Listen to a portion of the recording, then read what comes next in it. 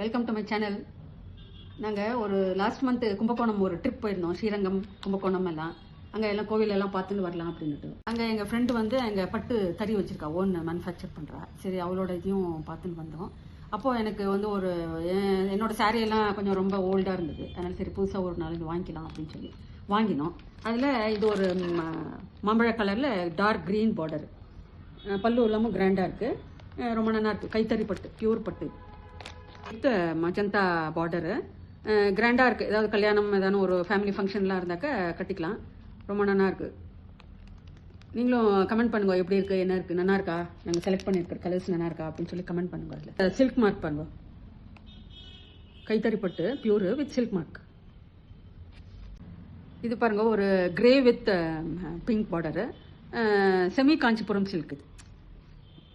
இது ரொம்ப கிராண்டாகவே நல்லா இருக்குது. பல்லுலாம் இதுக்கெல்லாம் கட்டின்னு போகலாம், ஃபங்க்ஷனுக்கெல்லாம். பின்ன நார்மல் வாஷு நல்லா இருக்குது. இது வித் ஒரு honey colour with dark brown border, இதுவும் நல்லா இருந்தது. இதுவும் பாருங்க, ஒரு மாதிரி டபுள் ஷேடடு தேன் கலராக இருக்குது, பிங்க் பார்டரு. இது ஒரு சாரி.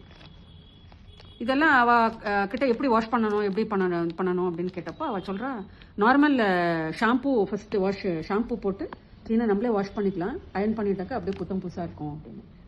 ட்ரை கிளீனிங் எல்லாம் கொடுத்தாக்கா கொஞ்சம் ரொம்ப சூடெல்லாம் ஜாஸ்தி வச்சு ஒரு மாதிரி புடவை ஒரு மாதிரி ஆகிடும் அப்படின்ட்டு சொல்கிறா அவளோட இது.